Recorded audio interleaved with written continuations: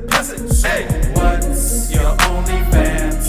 Goddamn, I don't care if you got a man. I'm over here and I'm looking for your OnlyFans. After I seen it, pass it on so that my homies can. Pass it,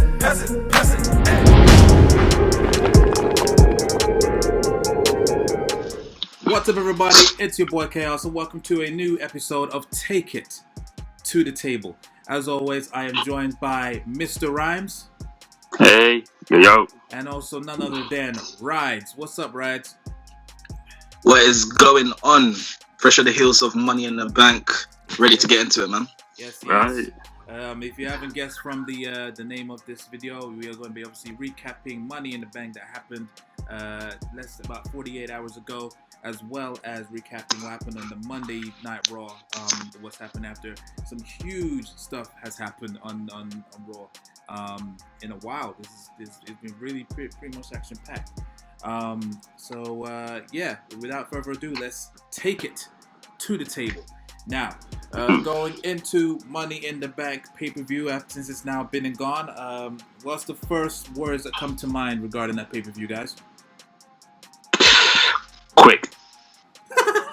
Okay, fair enough. Wow. Wow. Wow. But it genuinely was quick. Like, even when you look at the people on Twitter and stuff, they were like, "Oh, the pay-per-view finished at like 9:30 or something like that in American time." So they had like a whole half hour or something left of airtime that they didn't use. So it was quick. It felt like Money Back did, and yeah. I mean, it has this pros and cons. Obviously, I wasn't really expecting like a 3-4 hour pay per view that we usually get. This is actually, I think Woke Culture said it as well, that this has been the last show that's been this short was back in 2000 and what year was it, Rides? 14 years ago. 14 years ago, 13 years ago. Yeah. So do the maths. Yeah, and it was Insurrection. That was the last shortest pay per view. So this one actually trumps it. But I think it was everyone got the right screen time. There weren't no filler matches. That's one thing. It was some of these pay-per-views, especially WWE's pay-per-views, there's always a couple that they refer it as the toilet break match. All the matches were I'm damaging the place. All the matches were pretty good. You said wow. Wow. Explain. What do you say? Wow, right?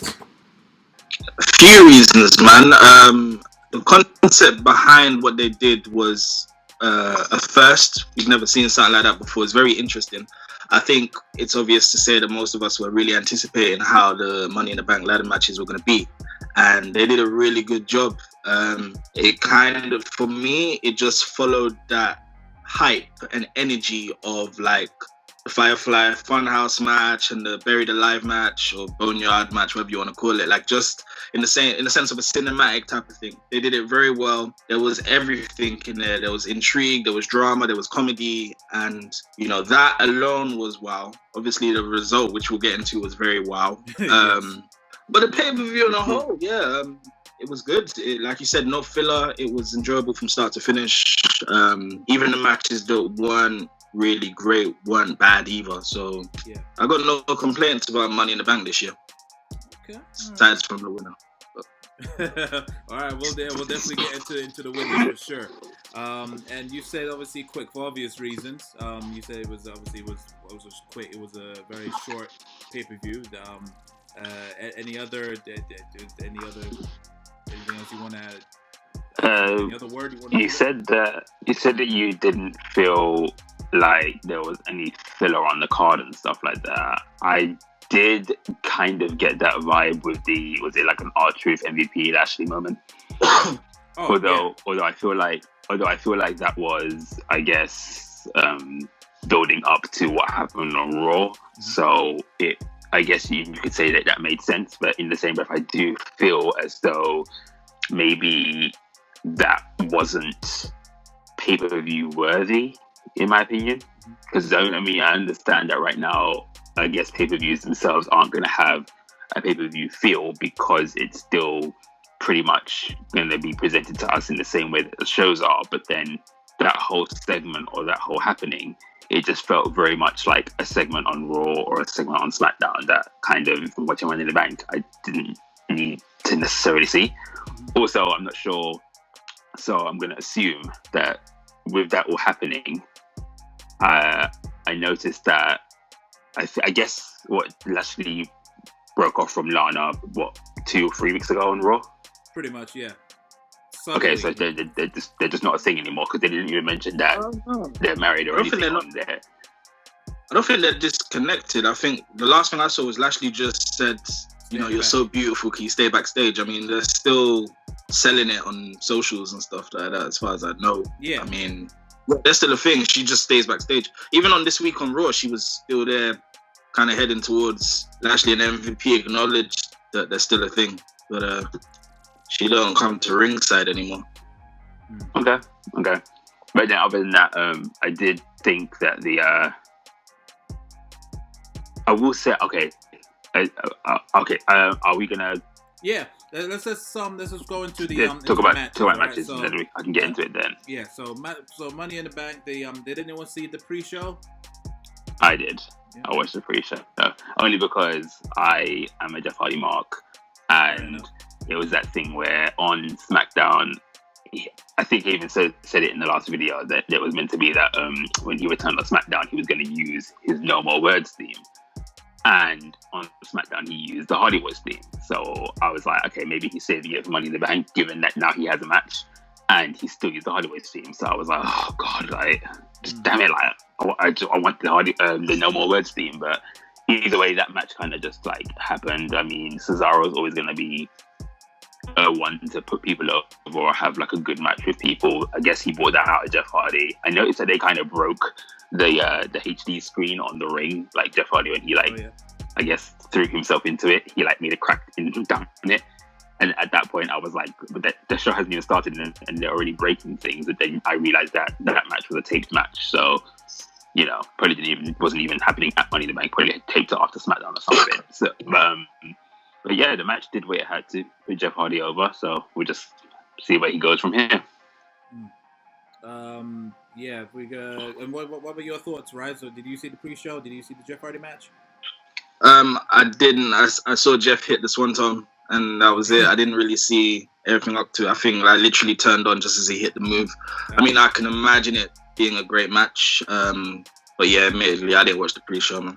Okay, fair enough, yeah. I had it in the background. I didn't really fully watch like from beginning to end. I was just surprised that they didn't try and input Sheamus in there. Like, obviously he has that connection with Cesaro with the bar, and then or maybe it would have come out afterwards because Jeff Hardy and Sheamus clearly have a rival going. But it was just a clean finish. Nothing happened afterwards, so it was a really weird thing. Not just the fact that they didn't capitalize on it with Sheamus, but yeah, it was just a random thing. They just didn't mount up to anything. So it was really a weird match for Jeff Hardy. And obviously everyone says that the pre-show is something to get the crowd, when the crowd's there, is something to get the crowd warm, get them ready for the pay-per-view. But the fact that it was in front of nobody and it didn't do anything for anyone, it was just like, what was the whole point of it?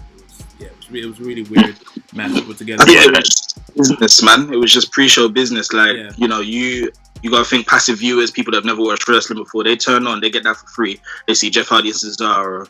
No story, no nothing. It's just two wrestlers in the ring. Yeah. That's it. Yeah, that's the purpose of it. There's nothing else. Yeah, like you said, to have Sheamus involved, and they decided not to. So. Yeah, it's true. I do forget that part of the show is also available on YouTube and Facebook Watch and stuff. So it's good for the to get something free. So yeah, I guess that's a good point. Well, yeah, now we go into the main card, and the first match was the Fatal 4-Way Tag Team match for the SmackDown Tag Team Championship. That is a mouthful. So it was New Day versus the Forgotten Sons versus I was almost gonna say Jay-Z, The Miz and Morrison, and Lucha House Party. This match was pretty good. It was I think I said that was going to be the Miz and Morrison reclaiming. You guys said it was going to be the New Day, didn't you? I said Miz and Morrison as well, remember? You said Miz and Morrison, and you said... Yeah, I said 99% New Day, 1% Forgotten Sons. Yeah. It was, I thought it was, if it wasn't going to be a heel team, then yeah, they would have retained. Obviously, Lucha House Party was most likely going to take the fall, because the Forgotten Sons Which they did, didn't they? Yeah, they did. Yeah, they did. Grand Metalik, he got pinned. It was that's the only expendable team there. So, but yeah, I thought it was a serviceable match. What do you guys think? It was decent, man. Admittedly, because by the time Money in the Bank started, I was still doing a few things. I think I might have even been on the phone or whatever. So it was a bit backgroundish, but I was slightly paying attention. And what I took from it is that it had a lot going on.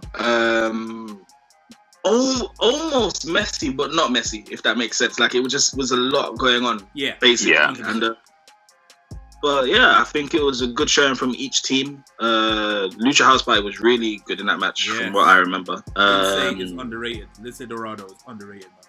I think it's so bad because like I almost forgot his name, and it's so bad. Like the Lucha House Party come out, and because they introduced them as Lucha House Party, they didn't say like Lince Dorado, Grand Metalik, Lucha House Party, like the way they do New Day. They say like Big E, Kofi Kingston, the New Day kind of thing. They just said Lucha House Party, and I'm there like with my little brother. I'm just like, oh, the other guy, like what's his name? And then my little brother was like, you forgot his name. And I'm like, I know it's an L.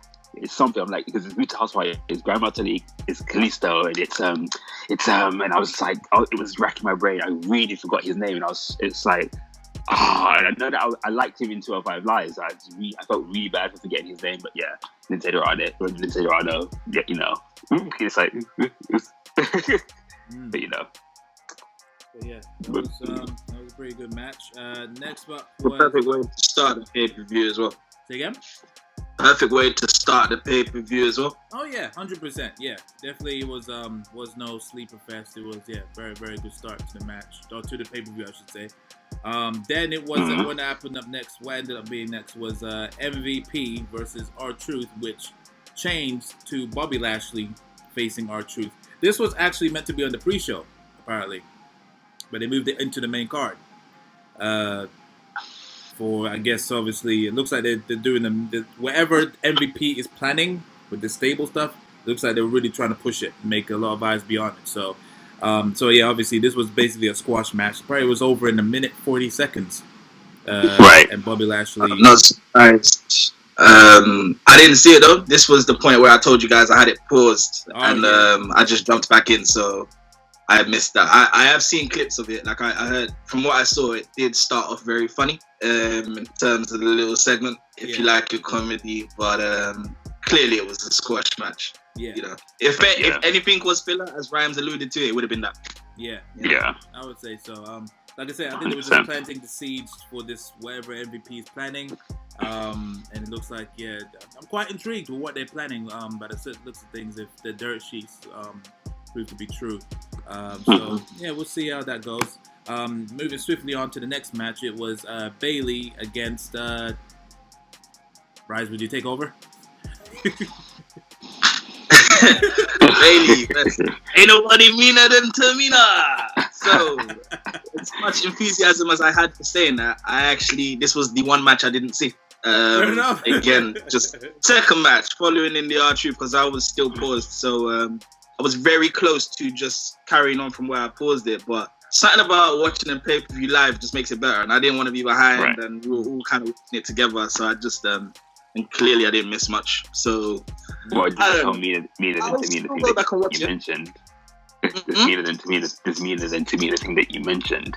It was alluded to in the pre-match package or whatever they played before the match. So it had like Tamina doing her social media stuff.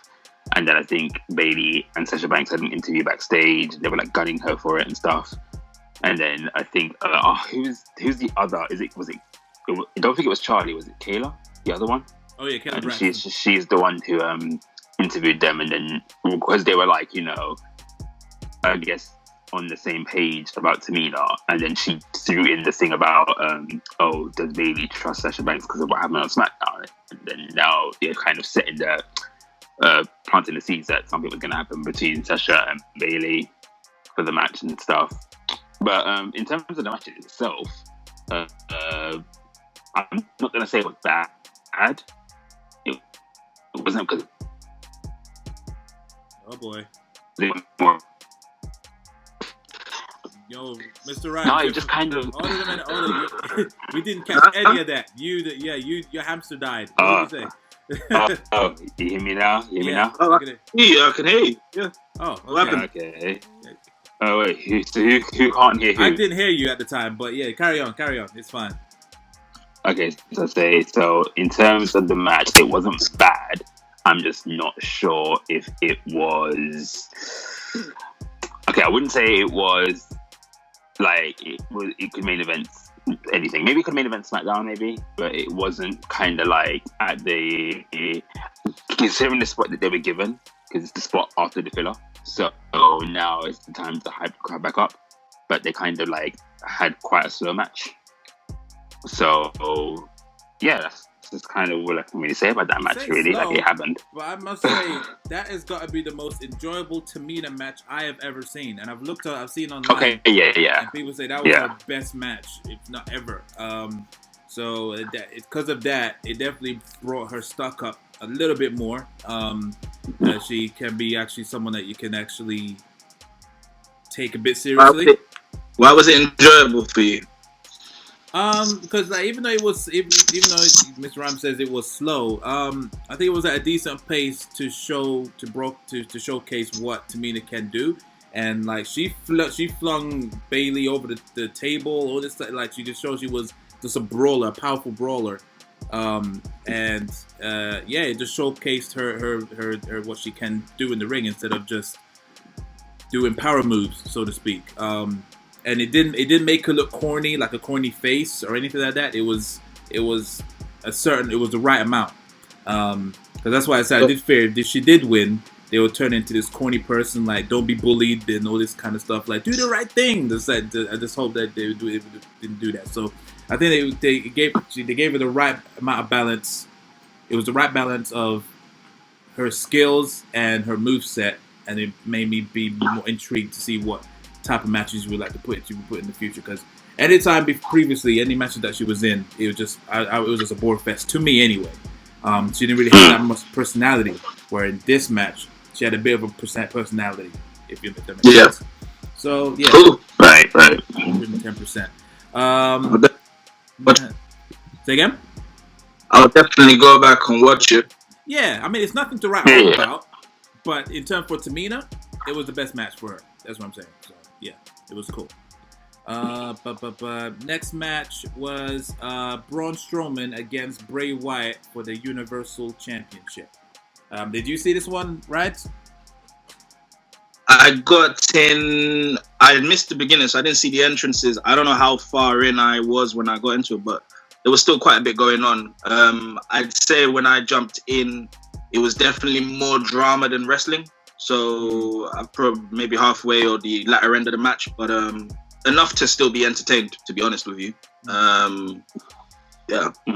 Mr. Ryan? If you want to know what I thought, like just overall, yeah, it was pretty decent, man, from what I saw. Very intriguing. I almost wanted that alliance. Like when Bray started to get through to Braun, I almost wanted it. I thought they were going to swerve us. I didn't know what to expect. It was just very well done. But Rams can probably say a bit more. I'm sure you watched the whole thing. So, yeah, I watched the whole match. Again, so I think I said that going into Money in the Bank, I think I actually didn't really follow what this feud was and stuff like that. So when I saw the hype package and what that pretty much explained to me kind of what this match is really about and all of that. And then I guess this match, in terms of the Bray Wyatt character, when he was against The Miz, it was almost like him in this form. He didn't want to wrestle as such.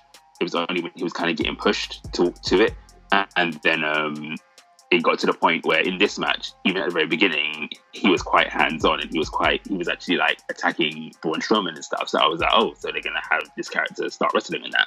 They had little moments in the match when I guess the was it the pig and the bunny rabbit and stuff like that was at ringside cheering him on, and then I think from what I can recall, when we were all talking and stuff, you said that you came in and you were like, oh, it's Sister Abigail already, kind of thing. And that was just like, that was when like I guess that's when it started turning into the dramatics and stuff. Because Bray was like, oh, he kicked out Sister Abigail, and then I guess he threw Braun Strowman out. Strowman had the sheep mask and stuff, and then it was like it started becoming all dramatic and stuff. Then, me personally, I was that one that I'm like, okay, once Raw was gonna align, I thought, okay, he'll probably lay down and let Bray get the pin, or something will happen. But then it was just like, oh, he took the mask off. He stamped on it. He did a power slam. Like. Yeah. They were in the cheesy face route, and I was like, "Oh, damn it! Like, come on, give me the heel turn, or give me something." But that's just me, though. You guys know I stand a heel, so. No, I totally agree with that. That it was a decent match for the most part, and then when it came to the dramatic stuff, when exactly what you said, when it came to wearing the mask, but then obviously he did the flipping overcome your bullies, took the mask off, stamped on it. I was just like rolling my eyes, exactly the same. Because it's a typical WWE. Right. But I guess that was their way to, I don't know, in a weird way to make sure to establish Strowman as, he doesn't need Bray and just so in order to do this kooky stuff. Did you guys notice at the end, the little flashes of the Fiend? Yeah, 100%. So to me, that's like alluding that that's next. Yes. Yeah. 100%. Or like it's not finished. Yeah, it would be stupid to just stop everything right now just because this could be a big feud. So, and I think we did call it just before in the last video that like Bray will lose at this one. Most likely the Fiend will win the next one. And just they did this to obviously protect the Fiend. They almost fucked up before, so they're doing it again. So, it's pretty much by the numbers, really. Nothing really surprising. I could see their next match or whatever probably won't be for the title. So admittedly, I do miss when champions would have matches and it wasn't necessarily about the title. And in terms of this, I do feel like the Braun and Wyatt story, considering it has, like, since seeing the pre-package, it's clear that this story has depth. So I do think it kind of doesn't require the title. So like I've said before, there are some characters that don't require a title. But unfortunately, one of the characters in this feud is champion.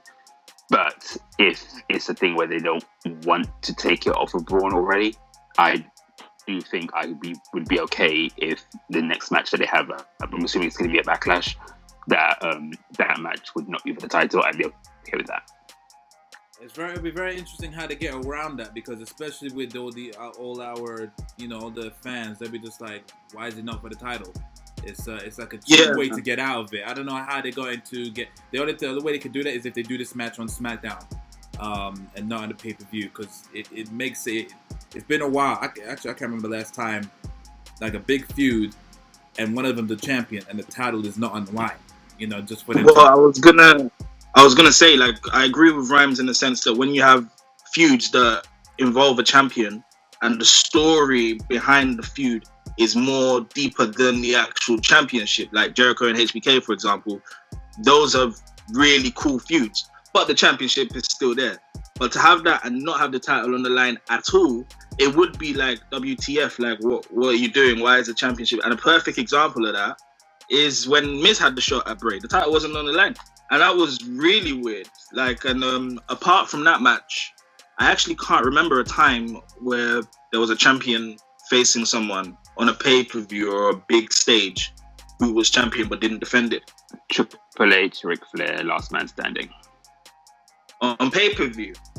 It was at Survivor Series. Ric Flair was Intercontinental Champion. And Triple H beat the hell out of him and won that match. It wasn't for the title. It was when they had like their best of 3 series. You remember Triple H returned at the Raw anniversary or whatever it was at the time, and then he turned on Ric Flair, bloodied him and stuff like that. At the first pay-per-view, it was like a cage match or something like that. And then to end their feud, it was the Last Man Standing match of Survivor Series, and the Survivor Series, The Undertaker returned to fight Randy Orton or whatever. But then, in their actual match, Triple H versus Ric Flair was Last Man Standing, and Ric Flair was IC champ, and that title wasn't mentioned or anything in that feud or going into that match. It was irrelevant. The feud was about Triple H and Ric Flair.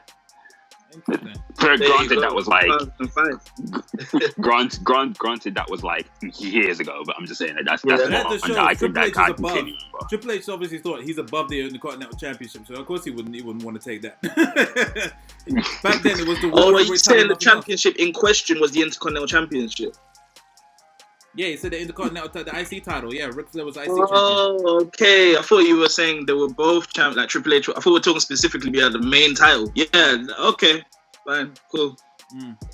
Yeah.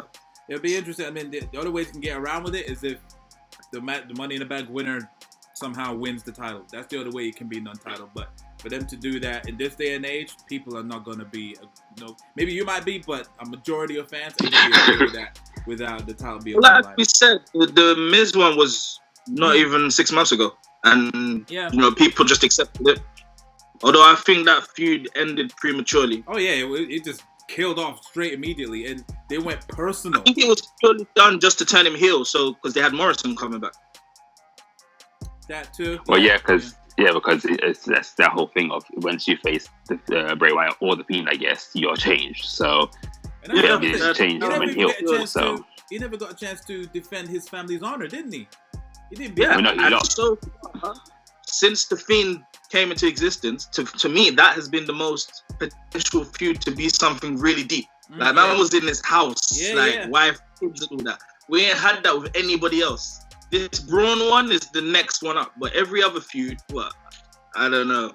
Maybe Cena, but Finn Balor's feud wasn't really a feud. It was, No. I'm kind of the others. Yeah. a crush. The less we say about that, the better. Yes. God. But yeah, other than that, the match was just run of the mill. Moving on to the next matches for the other WWE Championship, Drew McIntyre against Seth Rollins. What were your thoughts on that, guys? I'm not sure I'm sold on Seth's theme, but I get the gimmick and I get all of that. I will say this is probably the most enjoyable WWE title match I've seen in a long time. Oh wow. Because like the WWE title, think of it as when I say long time, I mean like since Brock Lesnar won it. Because since Brock Lesnar won it, it's been like it's been like the regular 2-3 minute matches on main event and stuff like that. But then when Kofi had it, I was enjoying those matches. But I guess he was still playing, though the title was still playing second fiddle to the Universal title. But then in the same breath, this match, I do feel like it built both of them. But in the same breath, I do feel like it was long-winded.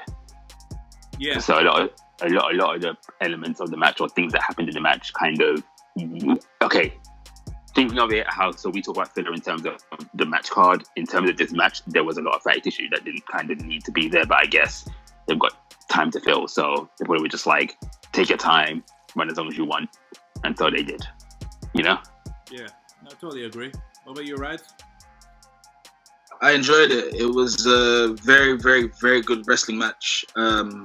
Steph's shocker entrance was really cool and interesting. I get it completely how he had a rocking theme song before, and this is just like, whoa, what is this sound like? I think one of you said it sound like something out of a default video game or something like that. But I just think with the character he's going with and the role he's playing, this is perfect because I use King Corbin as an example. It's almost similar to that route.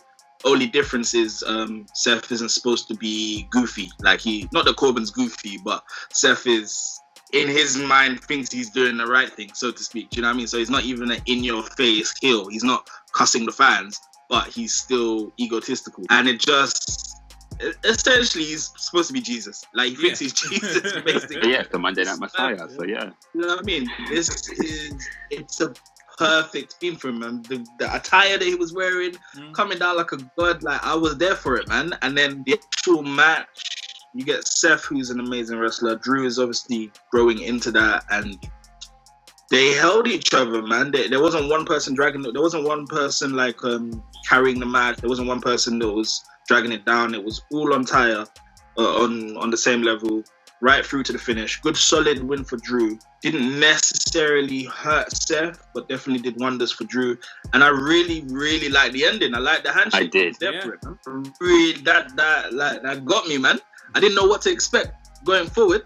I definitely didn't expect what we saw at Raw. But yeah. Jeez. All right. Yes. I can't wait to get into that. Yeah. I like the ending. The combination. Oh, of that was a beautiful finish. Because it was like, what was it, like a punch, and then it was like the kick, and then it was into the Claymore, and it was just like okay. So once you just hit all three, it was like that was just a solid finish. I was like, yeah. Also, I found it interesting that they built.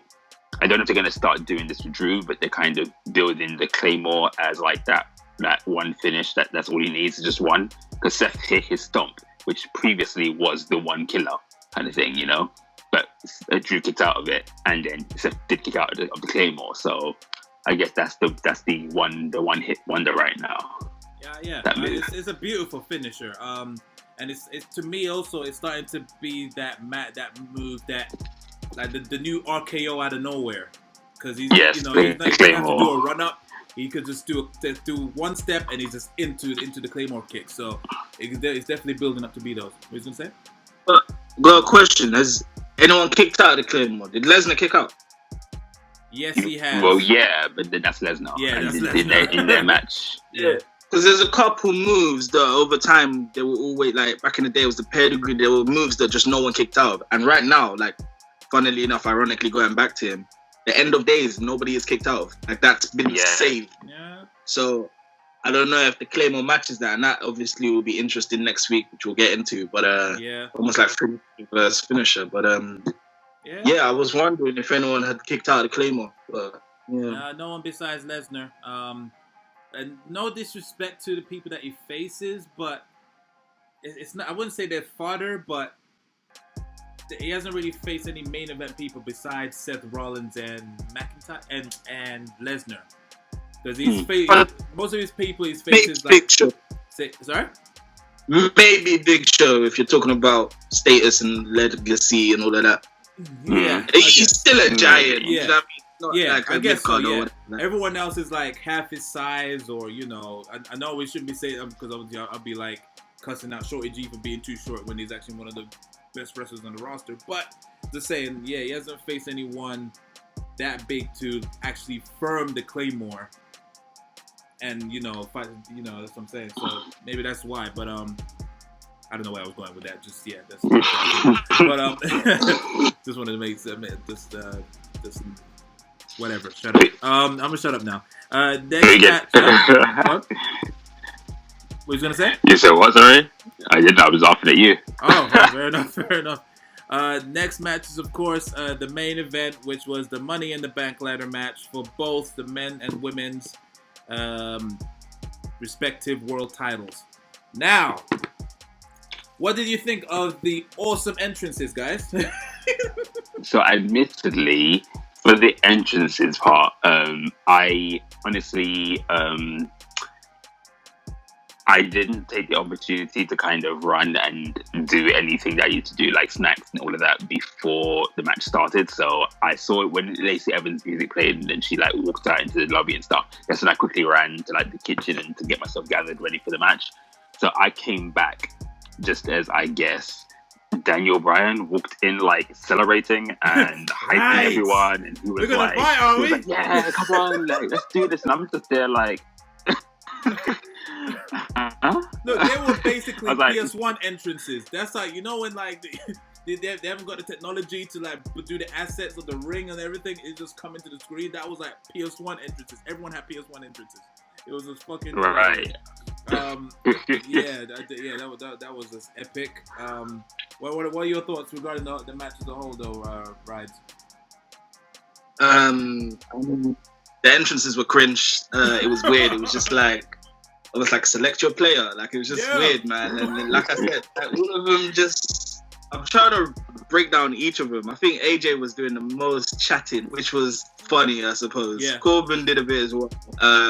Rey Mysterio just, I don't know, came out looking like a victim almost, man. He just, I don't know, nothing was there. And then Alistair just was Alistair, but obviously it's weird because we're used to him doing the like. Yeah. This is like he's a normal guy now. Who the flip else was there? Otis was being Otis. The women were all the same. I mean, aside from the obvious, I mean, Asuka was amazing. Her entrance, it couldn't be anyone else but her to have that entrance, and thumbs up for that. And then, like I said, Daniel Bryan thought it was 2 for 1 night. He just came in like, yeah, lads. Yeah. Good. Oh, let's do it. So hilarious. Well, you know what? That was part of the intrigue because you wonder, okay, how are they going to come out? So, yeah, you know, good start. Listen, you asking me what I think of the whole match. We're going to be here all night, man. Like, there's a lot to dissect about, man. Yeah, definitely. There's some good points, there's some not so good points, but overall it's good, man. I loved how it had everything. Like I said, there was drama, there was comedy, there was intrigue, it was everything, man. The cameos, I love the cameos. Paul Heyman is a star. Like, he's just like, I love the fact that he was there. Someone said, like, I think it was someone on Twitter or What Culture or something, said they could have done more with the Vince cameo. Yes. And I just thought that would have been a perfect opportunity for him to just be eating steak or something. Like, just like, take Pope you for know, the just Brody to go Lee. along. Yeah, that would have been hilarious. But it was great. It was great that it was AJ and Daniel of all people being the indie guys to interrupt him. Like, little Easter eggs there are cool. They did. Women, oh my God, Dana Brooke so badly. Oh my God. Dana Brooke thing was funny. I actually like, because I was thinking, I was like, that's not the briefcase. And then I just get it, and then the music started playing. I was like, for a split second, and then Stephanie, like, yeah, it's just typical WWE. It was funny, it was good. Going up, like I said, when Asuka went in the lift, I just thought, why not just stay in the lift? You would have won. Why did she have to stop? Just push top floor on the lift and stay in the lift.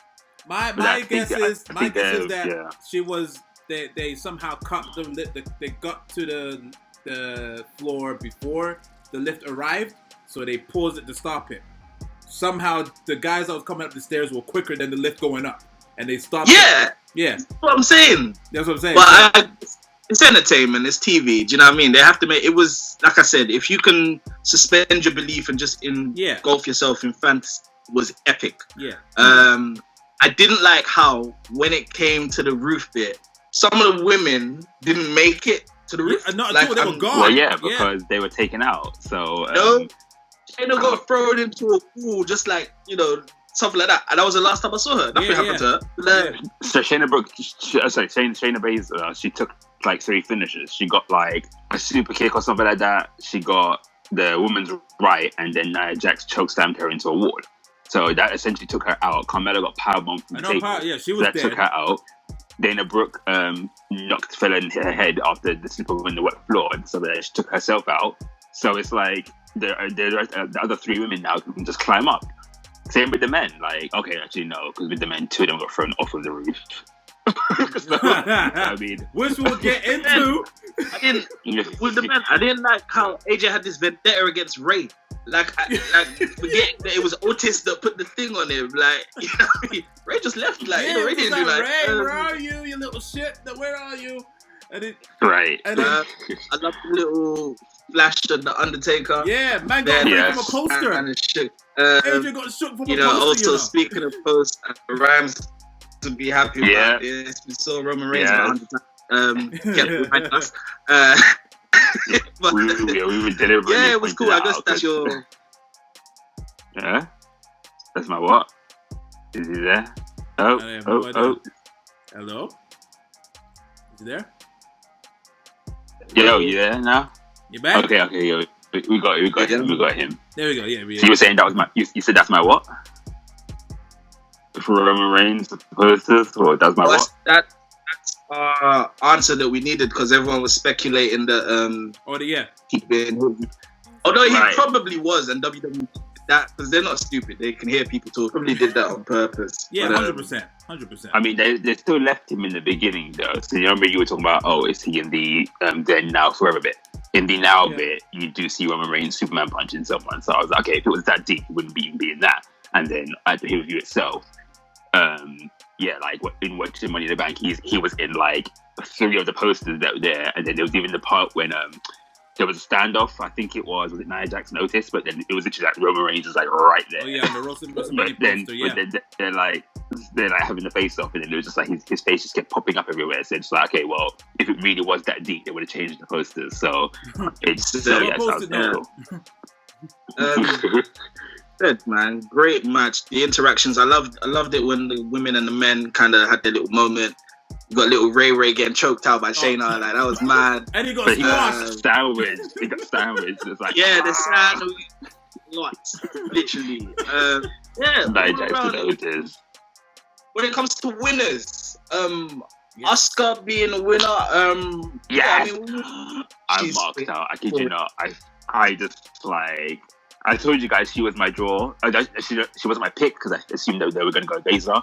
But I told you Asuka was my draw for this match because I feel like she's been doing the absolute most, especially during this time. So I was so here for it. And then when she climbed the ladder, it's just like I was like, okay, she's climbing. Then Baron Corbin come in, and I was like, oh, so basically my two wanted picks were gonna win. But then she like attacked him. She was like, no, Made no and she sense. kicked him off the Made no ladder. sense. Made no. And My she- girlfriend was she- watching she- that. She doesn't even watch wrestling that much, and she was just like, "Why is she hitting him? Like, what doesn't make any Yeah. sense." But Yeah, she was like, no, and she kicked him down, and I was like, oh, okay. But then Asuka, when she climbed up, I thought that something was gonna happen. Like, oh no, someone's gonna come out of nowhere. But then no, she Right. unhooked it and she took it, and I was like, oh, Asuka won. I was Yeah. like, damn, like I was happy with that. Like I was like, okay, so I don't even need to watch the men's now. But then obviously I still stuck around and watched the men's. Yeah. But yeah, like I mean, I was happy with Asuka. I don't have a problem with it. I think there was opportunity that, like with the women's one, there were like 2 or 3 people that could have won, and it would have been just as good for me. I think there was a couple options, but Asuka, fine. Let's see where that goes. With the men's, I mean, the men's were violent. Like I said, when they got to that roof, Baron Corbin, Dashway, Ray, Dashway, Alistair, like just it was funny. Right. But so the twist at the end was done very well. If you take into consideration, like Corbin almost had it, then AJ, and then it literally looked like AJ won, which would have made absolute sense. But then for it to drop, and then Otis catches it, it's like, whoa, where are they gonna go with this? Like, you know, obviously there's been talks about he can cash it in on any championship, the tag teams, But if we're supposed to pretend we don't know that, can you see Otis cashing in and becoming world champion? Like, no. That's do you why I want think to see that? That's what I'm saying. I don't want to see that. It's not going to happen. And I think that's because, and I think he said it in an interview, if he did win, he would cash it in with the tag team titles. But hell, they could easily, because Otis is so popular right now, they could easily change things up, in my opinion, that they catch him for the tag team titles, his tag team partner turns on him, and then there's a feud right there. They could easily do that. But then it's also a waste of money in the bank opportunity. But one person already won it. Once you Both already people. got one. Yeah, you already got a winner that's already, which is Asuka, and one's gonna lose. So it's not so But bad. I think what he means is that both women and men, we have no cash-in. We have no run-in moment. Like, Oh, I see oh what my you God, he's mean. running into cash-in. Yeah. Right, because then it's like this. Because right now Otis has the money back. But what I did think though is that it would be typical of considering the character that Otis is. So I assumed that okay, maybe in this week on SmackDown or maybe next week on SmackDown, he's gonna get goated into defending it and he'll lose it. Kind of like a Mystic Kennedy situation. Yeah. Yeah, So I I wouldn't be thought surprised. they were gonna go. And yeah, they might even have Mandy screw him over and get back with Dolph Ziggler, something like that. But then Right, I was a big mark for Dolph, but I don't want to see him with the briefcase no more, man. No. The mystique is gone. Like, if you're gonna give it to someone else, give it to I don't know. His time I mean, I is I back. think AJ with him would have been cool, man. Like, it wouldn't In the surprise me same if breath, Corbin- like, does AJ really need it? He does. He doesn't, but in terms of storyline, it would have been perfect redemption from Undertaker. Do you know what I mean? But yeah, you're right. He doesn't need it. Corbin would have been perfect in terms of a heel. Mhm. Mysterio, yeah. Who was the other guy? Alistair, possibly. But They both got rocked, so you know. for 24 hours they were effectively dead. So yeah, that Right. that was hilarious. And the sound effect, they should have easily trolled the whole world. They could have easily flipping heard, like, you know, them fall into a car like I fall into a car and you hear like a big pile up down there. They could have just fed into that saying they are effectively dead. Corbin killed 2 people, double homicide, but it just didn't bother. You just heard like some weird shunting sound. It was really weird. Like a thud. You said there was another landing there, innit? Yeah, it was. They only fell 6 unreal. feet. Like, Yo, when I saw Raid congratulate Becky, like what? Like what? They had no explanation. I was like, what is man doing? Who's that? Is that Kalisto? Like, and then he has his own interview, and he's just smiling, just like, yeah, I'm good, man. So, I would say my miracle, man. But we did call it, didn't we? We said we wouldn't be surprised if they show up next night or the week after, just complete not scratch on the body. So typical WWE. But yeah, in terms of what I thought about the match winners, I'm happy with the women's one. It makes sense when, like we did say, if they let Shayna win, it's not a good look on her. In terms of like, the only way she can win the title from Becky is by running in and on someone that's defenseless and cashing in. So this kind of cheapens her. But we all know now, we kind of know the real reason why Asuka won. The right person. When Otis won, I was legitimately pissed because everyone, I'm pretty sure, most fans written off Otis. It was either going to be Corbin or AJ. So the thing what they're doing with Otis, I don't think he's not going to become world champion. I know that he's pretty much one of the most popular, if not the popular star on SmackDown right now, but he's not going to win. He's definitely you're saying he's not going to win the championship? This is what we said about Money in the Bank. Yeah. Now, anything happens. Anything can go at this point. This is like... Listen. Go back to before Money in the Bank. That feeling of certainty that you had that he will not win, and he won. Now it's the same championship, bro. Your new championship. That's true. It's like, oh my god, like it's all up in the air right now. It's just like so kind of like. But also, I'm telling you, mad. But how often does a face cash in on a face? CM Punk and Jeff Hardy. Okay, all right. CM Punk cashed in on Jeff Hardy. Technically, actually, no, I was gonna say Bayley and Charlotte, but she didn't. And Charlotte's the heel. Daniel Bryan against Big Show. But was Big Show the face? Yeah, he was facing Mark Henry. He was facing Mark Henry at the time. Bryan cashed in as a face, and that is what turned him heel. But he was face when he cashed in. Same as CM Punk. There's been a few faces, man. Okay, all right, fair enough. So it's possible. But I've got a question for you guys though. So Corbin and AJ are on the ladder. Corbin, I think, gets knocked down. AJ's holding the championship. AJ unhooked it and held it with one hand, right? For a second, he actually held it. Yes. It didn't look like it dropped. He held it. Wait, it looked like he actually held it. Yeah, up. he held it. Yeah. So is it because he held it with one hand? That's why he's not the winner. I don't know. So, it wasn't like unhook and drop. He had it. Like, yes, he celebrated. He did have it. Like, if you look at, everyone was questioning it on Twitter. Like, he technically he should have won right there and then. But I don't know. Right. But then I think they do that thing normally where I think they include that you have to climb down, or if the briefcase is dropped, then it's whoever has it. Like, because I think they even did that thing when. So I guess for like, look at Carmella, she Ellsworth unhooked it, but because she grabbed it before it hit the floor, she was the winner. And I think there was a time in I can't even think of the time, but there was a time in was it a tag team, right, or something like that, or there was a finish in a ladder match in WWE. I can't remember which one, but he unhooked the belt, but because it. Ambrose and Rollins did it, and Seth caught it when it was on the bottom. I remember that. Right, yeah, like they unhooked the belt, but he dropped the belt, and then someone caught it before he hit the floor, so therefore now they're the winner, kind of thing. But in this case, I think, because it was filmed wrong, so AJ was holding it, and then now they're fighting both of it at the top. Because even if you look at the tag team one at WrestleMania, like, didn't Kofi and so they both unhooked it, but in John Morrison was the one that fell with it or something like that, right? At WrestleMania?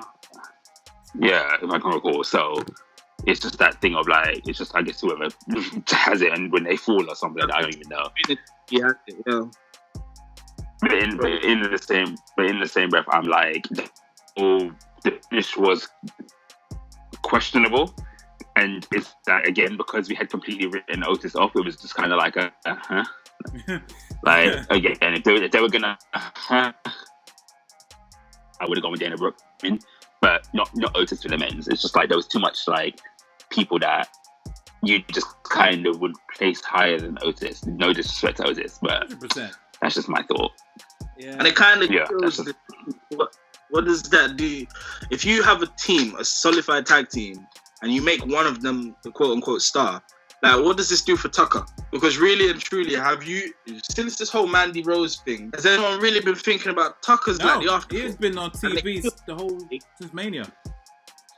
Kills Right. heavy machinery. Yeah.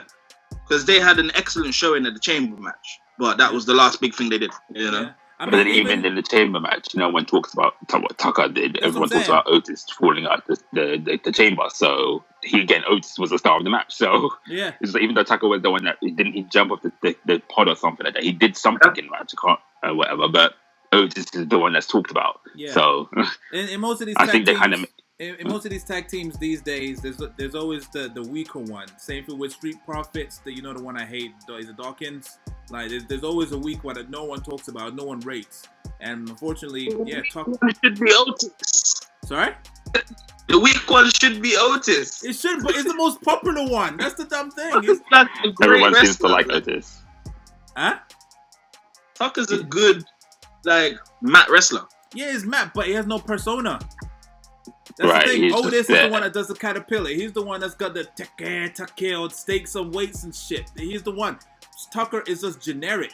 The same thing I would say about Dawkins. He may have a decent moveset, but there's no persona there. He's just there saying, yeah. Just like some dead out And character. Montez Ford is the mouthpiece. Exactly. So he falls into that category. So yeah, what happens with Heavy Machinery? It would be very silly for them not to bring Tucker up along with him. But knowing WWE, it wouldn't surprise me if they just focus on Otis. Same thing with the Hardys. They always chose Jeff instead of Matt. Yeah, but then Jeff Hardy just had that aura about him. Like Exactly. even when I was watching Team Persona. Extreme back in the day, it was like although it's three of them, I was always the Jeff Hardy mark. Exactly. Jeff Hardy and Lita, they were the two that I followed. Exactly. But Matt Because Hardy his was kind of just there. No, just respect to Matt Hardy, but he was just there. Yeah, it's all down to personality. I think you do get some teams rarely where they are just a team and they're equal. Yeah, When you Like think of the DX. Dudleys or even the Usos. Usos, DX. Yeah. You do get some teams that are like, you see them equally, or like if one's gonna do well, then that means the whole team does well. Fair enough, I'm not gonna say that in terms of the Hollywood and stuff like that. Say again? Who? I said the Revival were a perfect example that they said that in real life, like they're about the team, not outshining your partner. Yeah.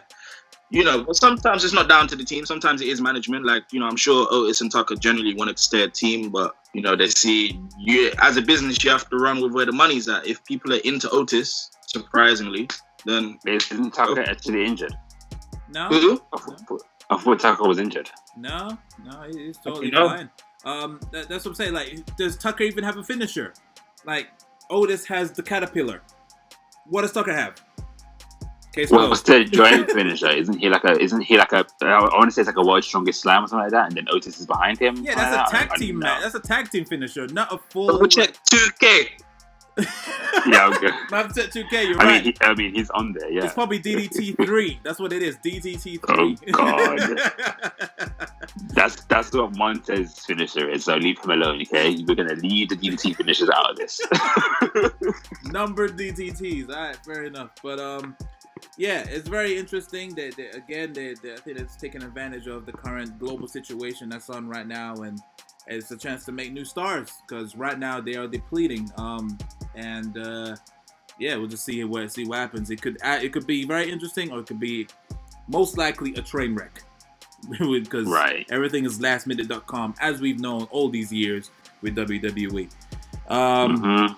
So yeah, wrapping things up on Monday Night Money in the Bank. Out of 10, how would you rate that, guys? Rides, I'll go with you. Yeah, right. it's a Yeah, ride. it's you, right. Oh, sorry. I was like, why is he not saying nothing? No, it's a ride. I'm gonna go with for creativity and considering the situation and the fact that it was a success and the fact that it wasn't so long and they did it in a nice time. I'm gonna go nice and say 8.5. 8.5. Damn. Oh wow, that sounds like he was gonna probably say the same. What about you, I Mr. was. Rhymes? So yeah, so as you guys know, I'm a harsh grader and stuff like that. But yeah, I would happily give this pay-per-view an 8.5. Fuck, I swear this is the highest you've given a WWE pay-per-view. No, I rated. I rated Takeover Portland. That was a 10 Yeah, out but of that's 10. unfair. That's Takeover. I'm talking about a WWE It's a different pay-per-view. company, might as well be, man. That's what I'm saying. No, it's you can't still compare. technically under the WWE umbrella, but I think I rated the Royal Rumble. The Royal Rumble, we all rated that high. Okay. Oh, okay, fair enough. Probably, yeah. All right.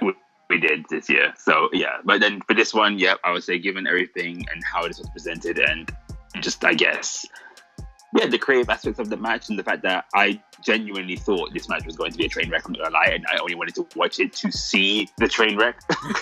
But no, it took me by surprise, and it was just completely different to how I expected it. So yeah, I will give it an 8.5. Okay. Did you think it was gonna be cinematic and stuff, or did you think it was gonna be like, you know how Orton and Edge was a long-winded match, but it wasn't cinematic? It was still, there was commentary, it was live. Did you think it was gonna be like that, or did you expect what you saw in that sense? Yeah, I thought that it was gonna be, because when they were like, oh, the two matches will go on together and whatnot. So when I first heard that, I was like, okay, then so we're literally gonna get a 12-person cluster in the ring. But then they were like, oh no, it's going to take place at headquarters, or however way they announced it, and then they're going to fight their way to the top floor. So I'm like, oh, this sounds like so in the last video that we did, and you mentioned the Hardcore Battle Royal from WrestleMania 2000, and I thought it was going to be like that. So you're going to get those like the live cameras that are just following random brawls happening around the arena or happening around Titan Towers and stuff. So I'm there like, oh, like this could either like hit or miss, but it's not gonna be able to be lukewarm or in the middle. It's gonna be good or it's gonna be a train wreck. And knowing WWE, I was like, so this is very likely to be a train wreck, but I want to see this train wreck. So that's why I was like, okay, I'll watch it. And then when you mentioned, I think Chaos mentioned something about he felt like the matches will start in different places and all of that sort of stuff. So then I was like, okay, so now I'm kind of thinking more elements and whatnot will go into this match. And then on Money in the Bank itself, they were like, at the end of the night, we will take you to Titan Towers to see that match and stuff. So I was like, oh yeah, so we're going to go cinematic with this and stuff. And yeah, so then I was like, okay, yeah, so. Oh, also, sorry, another thing. Before Money in the Bank started, I saw a spoiler that showed the wrestlers, so Nia Jax and Dana Brooke, they posted TikTok videos back in April at the Money in the Bank Towers, at the corporate headquarters, filming Money in the Bank. So I was like, oh yeah, so it's going to be cinematic. So yeah, I was like, okay, then so again, let's just see how this train wreck looks and stuff and how it's presented. But it was actually good. It took me by surprise. So yeah. I thought it was going to be cinematic as well, because especially with the success of the Boneyard match from the Firefly Funhouse, it looks like they're really leaning into this stuff for this time period. It's actually got an era. It's got a name. This era's got a name from now. It's called the Empty Arena era. So, oh wow. Yeah, it's actually an era now. So, and the fact because of those were successful, with WWE, they always milk the cow while it's still around. So, I thought it was going to be cinematic. They're very good at doing cinematic stuff, for the most part, bar the House of Horrors match, but that's something else. But yeah, I thought it was there. It was good, well put together. The cameos were good. It could have done with a few more, but yeah, it did the pay-per-view justice. And regarding the rating, I will probably give it also an 8.5. It was strong pay-per-view, very digestible. Didn't feel like it was going on. It didn't drag. Had the matches that needed to be there. And yeah, everyone, don't think anyone got buried. Don't think anyone got, screwed over or anything. Yeah, makes for a decent next couple months to the next pay-per-view. Which is look at all of us agreeing. Yeah. Yes, Backlash is the next one. It's happening in June, so it's literally around the corner. I'm just wondering, the logo is red. Is that mean it's going to be a Raw pay-per-view? Because usually they do it according to the brand. Because the last one was a SmackDown pay-per-view, and that was blue. But this one's red. So I'm just wondering, do you think it's going to be a brand exclusive? No, I think it's going to be just the show. I think Backlash as logo, it was blue now, at first because it was SmackDown. Then it turned into blue and red. So it was the blue logo, but with the red background. Yeah. That was last year's one, maybe? Or no. There hasn't been a Backlash for the last 2 years. Oh, yes. Yeah, so but then the one that was before, because there was a Backlash that came after a Saudi show. Because remember, Carmella was on the promo, and they played the promo in Saudi Arabia. I remember that. But that Backlash, I think it was the blue logo with the red background. But this one, if it's just red, I think that's maybe just an aesthetic. But, maybe. But right I think now, it is going to be one Raw match confirmed. But yeah, we'll see. We'll see what happens. It'd be very cool to see if they're bringing back the Raw, because the brand stuff, because that's what the plan was, ain't it? They both have this certain amount of brands, but yeah, we'll see. Oh, but then I have a comment though. If they are going to do that, I do have a comment on the brand split and stuff like that. Because do you want to get into it now, or did you want to take them? Well, yeah. So all in all, we can agree that Money in the Bank was 8 out of 8.5 out of 10. Yeah. Yeah, we can all collectively agree on that. Cool. For Money in the Bank. Was your comment regarding Raw this last night or? Yeah, so on Raw there was like a whole segment where for some reason Baron Corbin showed up, and they were alluding him having a match with Drew McIntyre next week on Raw, but Baron Corbin is a SmackDown superstar, so it's for me seeming like the wildcard rule. I was just about to say it is wildcard rule 2.0. They and are doing that back. It doesn't make sense to me, because one, SmackDown is a strong brand, Raw is a strong brand. Yes, they're both at the Performance Center now, whatever. But why does Baron Corbin need to be on Raw? It's like Drew McIntyre doesn't need competition that's not already on Raw. It's just like the reason really backstage really is this is all the TV stations work. This is USA Network and Fox. That the ratings have been dwindling, like for obvious reasons, and because of that, they think that the reason that people are not watching is because there's not enough star power. So that's why they're bringing back this wildcard rule, aka was it the brand to brand invitation? Is that what they call it now? So yeah, this is not WWE. This is the TV network, and they're just worried about the ratings. So that's why they're bringing Baron Corbin over to Raw. That's all it is. That's all it is. but in the same breath, it's like, is Baron Corbin that big of a name to bring him from SmackDown to Raw and stuff like that? But then, the thing is, they're ignorant, because they think that because of the star power, but it's not. It's because of this global situation, and everyone wants to watch empty arenas. That's why the ratings are dwindling week by week. But they just don't seem to happen. What are you gonna say, Rides?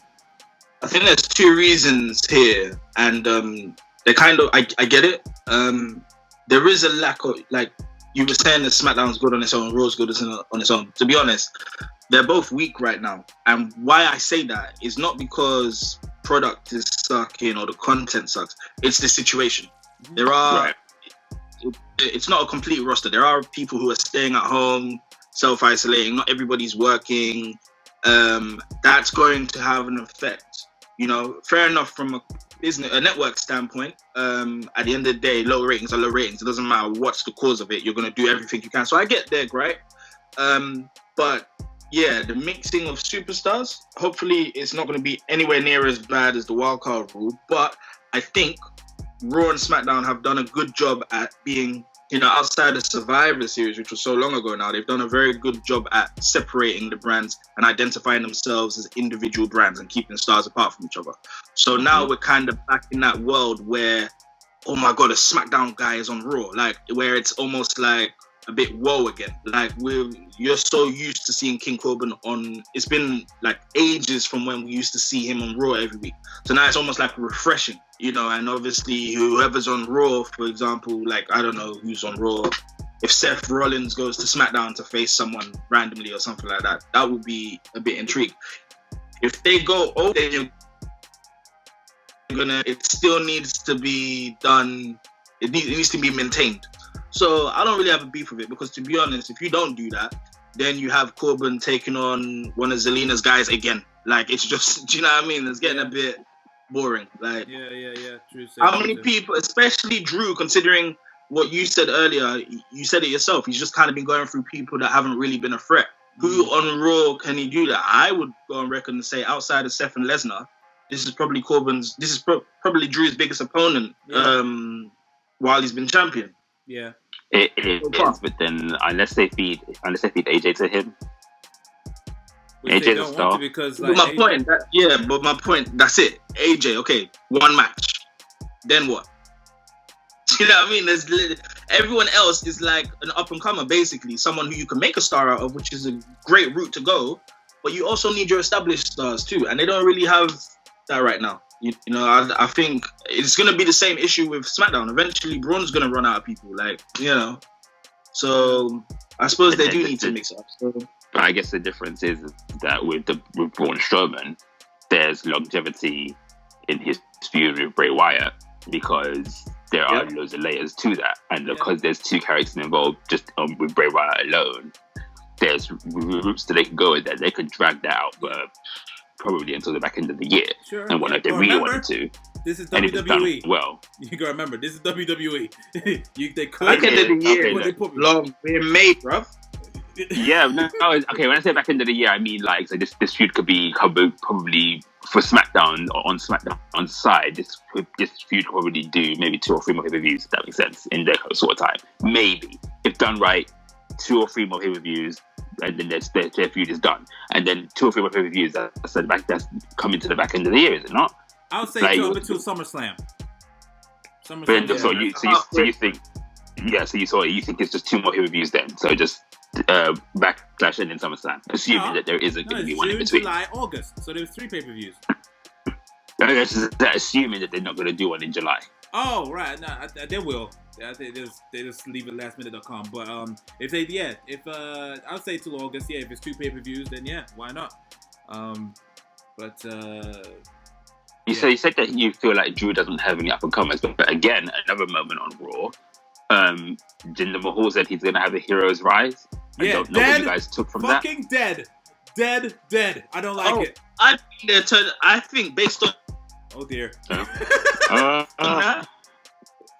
good, God. Yeah, what? You can see me? Go on. I can see you. We see you now. Can you see me? Yeah. Yes, we see you now. Alright. I think they're gonna turn him face. Yeah, that was a And blatant I don't face. need that. I don't like it. It's dead. Dead. No. Right. It was just, and if they're gonna turn him face, I think it really probably would have benefited them to turn him face using Drew McIntyre, ready for that betrayal down the line kind of thing. Fair enough, I know it's like writings on the wall, it's a typical storyline and stuff like that, but it's the only face turn that Jinder Mahal deserves, given the comedic background of 3MB. You can't give him a cheesy gimmick because then that's just going to kill off all the hard work that they've done with him since 2016, 2017, whatever it was, in his run. So you make him this like monster juggernaut person to win the championship, kind of be seen serious or taken serious. He's now returning with potential and whatnot, still kind of being built to him being like, I'm going to have a hero's rise to the top, like my boy Drew McIntyre. It's like, God. There's loads of options here. You be negative, man. There's like they could go the face route. They could go the face route, and it's about how it's sold. And when I say how it's sold, it's about how promos are done, how the commentators sell it when he's in the ring, all right? If he has had this promo that he's just had on Raw, and then the next time we see him, he's already in a match with a heel. He's already essentially made that change, right? If he's then made the victim in that match or whatever, and the commentators sell it, he's made that transformation.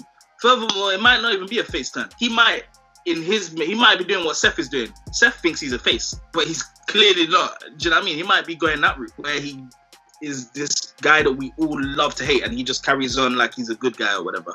Could be loads of things. I wouldn't write it off just yet based on that promo. Yeah, of course like, not. Of course not. Yeah. But right now, it off and say how it seems. Yeah, like, it just sounds corny as hell. Like he's gonna be smiling when he does his like the cheesy smile when he does his finisher. Like it's in a way it looks kind of reminiscent to when Drew McIntyre went face just before he won the Rumble. You know when he had that run when he was like just squashing people, and he just was a bit, for me it was a bit cringy. He was doing the kip hop, he was doing this thing with the ref when he won. It was like wait a minute, yay! It was just like that was a bit cringe for me. That's right. what it kind of seems like it's gonna be. That's the Jinder's version, and I know it's obviously too early to say from the promo, but just from that promo alone, obviously a human's mind is gonna go into overdrive and think, all right, what does this mean? You see what I'm saying? So yeah, right now it's not a good start. It may be a swerve, you know. Yeah, it could be still a heel. I'm hoping he's still a heel,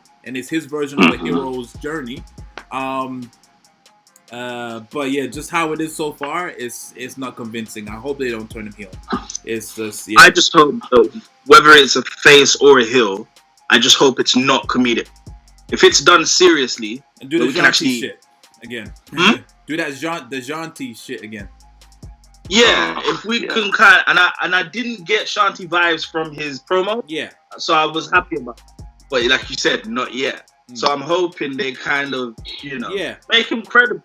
Because that was one of the main reasons people didn't like the title run, because it wasn't credible. You know, if you make it believable, let him rack a few wins, either let him become this monstrous heel and then be a formidable opponent for Drew, or let him be a face and we grow to love him. I don't know. But just do it seriously, maturely. Yeah. Right, 100%. 110%. Okay, so one of the another talking points, biggest turning points of talking points in on Raw was Edge versus Randy Orton is probably set for Backlash. What's your thoughts on that? Admittedly, I don't think we need it. Agreed. But because this is being sold as a wrestling match, no disrespect to Edge or Randy Orton, but Edge maybe so. Randy Orton, couldn't kind of. Yeah. Huh? He's a slow. His matches are slow. He's like Triple H slow. Who? Randy Orton. Yeah. So he's gonna be a drag. So. But because it's only because again, I keep alluding to this. I've been watching the old school 2000, 2003 era of wrestling and whatnot. And during that run, you've had they keep having, but they've had a lot of wrestling matches with the workhorses at the time. So Kurt Angle, Chris Benoit, Edge, Eddie Guerrero, all the people that would have wrestling matches. So I know Edge has got it in him, and then even when you look at Edge's later work, Edge may not necessarily be I'm not gonna put him on par with Kurt Angle or Chris Benoit in terms of his wrestling ability, but Edge is definitely one that in his matches they all follow a flow and things make sense in his matches. Hence, even when you look at his Last Man Standing match, there was no spots in there that didn't make sense. There were spots in there that kind of didn't need to be, or the match went on long, but everything made sense and told a story. So that's what Edge is good at. So I can give him that to his credit, but to see both of these two in a wrestling match, I'm not sure we need that. Or personally, I don't. Yeah, I don't feel that I need that, and I do feel like the story ended at WrestleMania. Like there's no need to carry it on, but. I mean, if they think that they can get one more match out of it and whatnot, then by all means. Yeah, 100%. What about you, Raj? What's your thoughts on it? Do you think we need it? So logistically, I see what they're doing. Obviously, like the story basically they've given us is, you beat me in a Last Man Standing match, but you haven't shown me that you can wrestle. I get it, but I just kind of feel like, okay, it's kind of like you started off here and now you're going here. Like, you've already kind of set the bar, and now you're telling us that what's coming next isn't going to be as good as what you've done already. Yeah. Right. I get it from a wrestling standpoint. Don't get me twisted. There's wrestling matches that are far better than gimmick matches. But I don't know. When you take into consideration the story and everything, I'm a little bit with Rhymes in the sense that do we need it? Because WrestleMania was the perfect end. We didn't even need a promo between the two.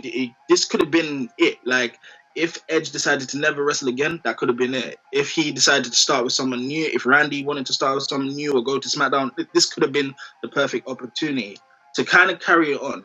So even when Randy came out on Raw and apologized, when he walked off, I actually thought, okay, this could be it. And then when he started turning around and come back in the ring, I was very intrigued about what he was saying, but it was just all to then say, let's have a wrestling match. And I'm like, and then like you said, they're great wrestlers, but they're not AJ and Shinsuke wrestlers. Do you know what I mean? So it is going to be like a Triple H type of match.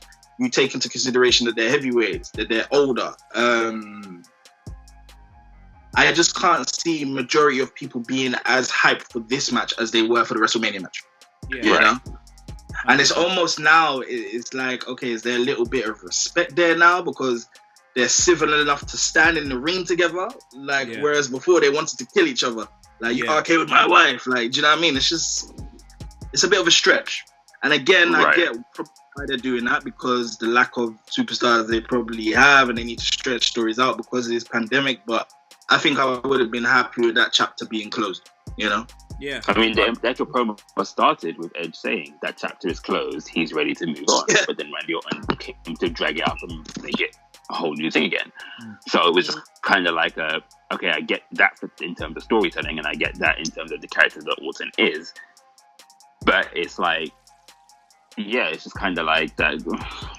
I mean, I'm not against it, don't get me wrong, so I'm not going to be like, oh, that match is going to be bad, I'm going to write that off from now or whatnot. But then in the same breath, it's just like, we could have done something else there, because again, these are two big stars. If Edge wants another match and Randy Orton wants another match, not necessarily with each other, but if they just want other matches in general, then that's two separate matches that could have been big on the Backlash card that you've now just made into one.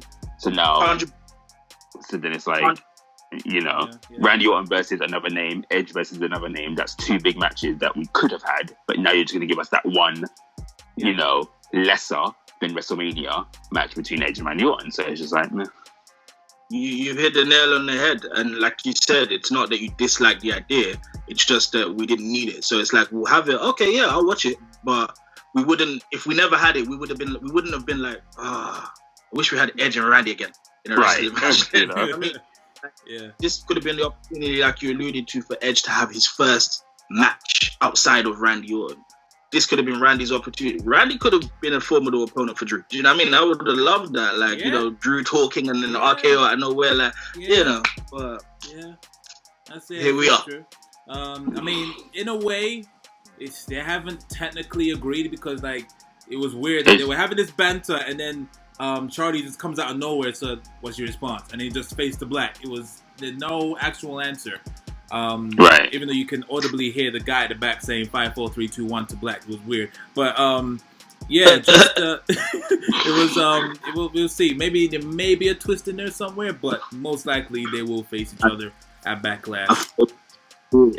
Sorry, I thought it was really dumb that she said this might be the greatest wrestling match ever. Cringe! Exactly. Yes! When she said that, what would have sold that for me? What would have been perfect writing, like Hollywood writing, is if Randy just because Randy looked at her like almost to say like, what the hell? Like, and then he didn't say nothing. Did you notice? He looked at her, but if he had then taken the mic and said, no, it won't. Perfect. Like, you're literally saying this is not going to be a good match because he can't wrestle. Like, shots fired. Well, it's fake. Yeah, you're right. That's Vince right there. That is totally Vince. That is right. Completely. It's just like, it's just like, why dumb it down? But yeah, less likely it's going to be canceled. We'll see what happens. And then another segment on Raw was the awesome match between the Street Profits and the Viking Raiders in a basketball match.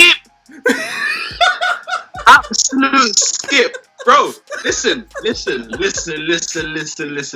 I God, got. he has like a whole opinion on this, don't Oh you? man, please lead the floor, I'm right? surprised if you don't even, man. You lot were the flipping, Viking Raiders fanboys and stuff when they came from NXT. I didn't really know about them like that. I was a fan And of then the hold on, War Raiders, hold on. the Viking Raiders and stuff. I'm Viking Experience, Viking Raiders. I don't know who those girls are, but I was a fan of girls the War Raiders.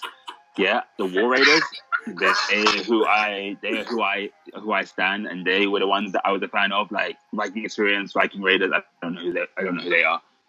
So, from someone who didn't watch NXT as much as you guys, since they debuted on Raw, right? They were still credible. They were still like the name stuff was dead, but like they still ran through teams. They were undefeatable. They were still serious. Then they're randomly doing carpool. Like what? Like singing with turkey legs in their hat. I was like, what is this? Even I thought that was mad. And they're playing basketball. Yeah. On what? Where's MVP and Matt Hardy? What is this like? It's weird. Yeah. I don't know. It was. Admittedly, I didn't even watch that whole segment. I was doing other things, so I can't comment on it because I don't know what happened. It was just, comment on it, bro. You missed it. You consider yourself lucky, bro. It was dead. It was just so cringe. Like they were doing like shitty layups, and then Crappy Dawkins like said, "Always knew white man can't jump." I'm just like, for fuck's sake. Oh wow! I didn't even see that. I'm telling you, I didn't watch. It was absolutely awful. And then they all of a sudden, I think it was Street Profits had like 72 points, and then the Viking Raiders finally hit a 2-pointer. They were busting their nuts, and then like they were like saying, "Oh, we won," and then it was like, "No, check the score," and then I thought the segment was over. Went to commercial, then it came back again, and all of a sudden Viking Raiders was like, "We just let you win, right?" And then all of a sudden they started doing 3-pointers like it was nothing. And it was just like, okay, what's the whole point in this? Like, what?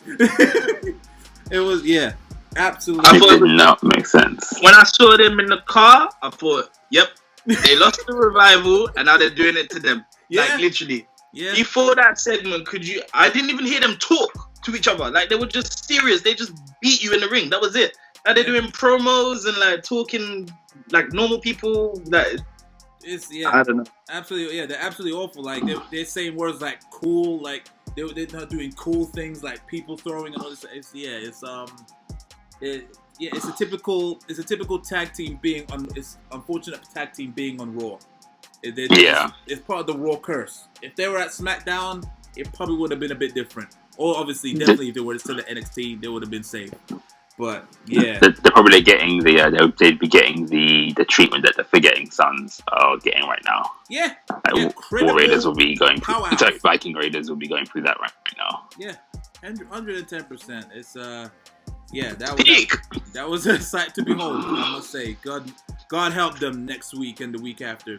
It's gonna be interesting. And then what other big things happened? Andrade stable seems to be falling apart after just being together for like 3-4 weeks. What's going on with that? Actually, no, the reason it's not actually, in terms of story, it hasn't been said what the reason is. They just were having hissy fits that day. Yeah, they was having hissy fits backstage. It was really random, yeah. And then Drew Claymore both of them, like 2 of them out, and then Andrade gets fed to Drew, and then fuck knows what's going to happen there. When he Claymored the first guy, I think it was Theory. The others were busting up, like yeah. But then, mind you, Austin Theory was only brought in because Andrade couldn't wrestle at WrestleMania, so he was the filler.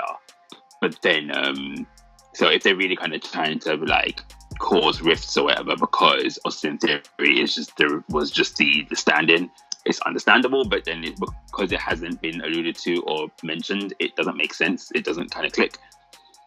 But obviously, that's the only reason I can see why they would be feuding. But then again, like, so I'm not gonna lie, once Andrade and Zelina moved to Raw, I told you guys this because although I stand both of them, I do not care for many superstars when they do the jump from SmackDown to Raw. And Andrade ended up becoming one of them. I think the last credible thing that I remember him doing was DDTing Humberto onto the floor or something like that. And then I guess Humberto did it back, which is to write Andrade off for his wellness thing. So yeah, since then I kind of just haven't seen anything that Andrade's been doing. So if he's been, he doesn't even defend the title anymore. He has it. He doesn't really defend it much. He's US champion, isn't he? You See what I mean? Yeah. I even forgot about that. So it's they could have easily done something with that with Drew, champion versus champion for both titles. Drew takes it off, and because he's gonna probably defend the titles more than Andrade is, take it off him. I don't know. It's really peak times for him and that whole stable. But yeah, we'll see what happens there.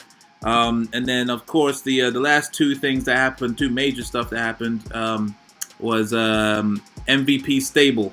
Is it? Did we speak about the stable? Can't remember. Did we touched on it a bit. Yeah. So we didn't. So what I was gonna say about that, right, is the whole MVP's been courting Lashley basically and trying to say, hey, you're better than this, blah blah blah. And initially we talked about how he was looking at Shane Thorne, and I keep saying the other guy. What is his name? I don't know. I don't care for them. But yeah, fine. Is it even Shane Thorne or it's Shane Thorne, someone else, and MVP against Truth and Cedric and Ricochet on Raw. Two-Fly Crew. Admittedly, the two-fly. I call them the Two-Fly Crew. The Two-Fly Crew.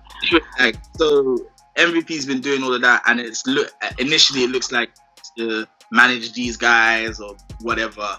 But then I noticed that on the segment with Lashley on Raw, after he left Lashley and Lana was backstage, he said, I don't want to manage anybody.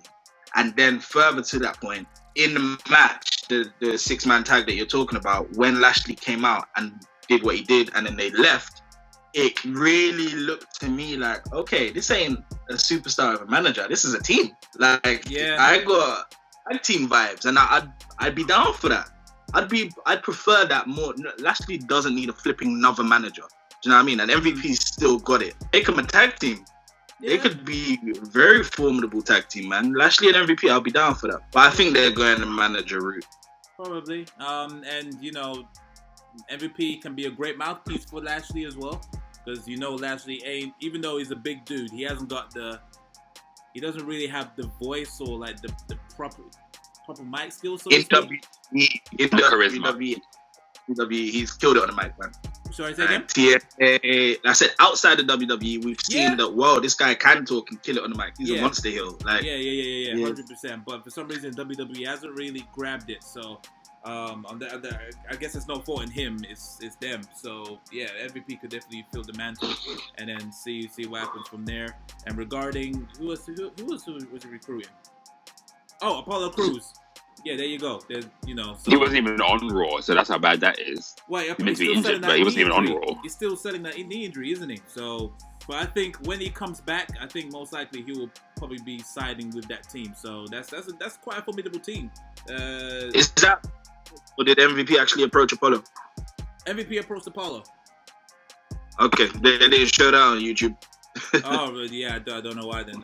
Yeah, he definitely approached him, said, I could help you and all this stuff. And yeah, that the injury is meant to probably reintroduce this new character, repackaging. So yeah, so it's Shane Thorne, the other white guy, Bobby Lashley, MVP, and Apollo Crews. Yeah, build a conglomerate. Fuck it, why not? I would like to see that. That would be pretty cool.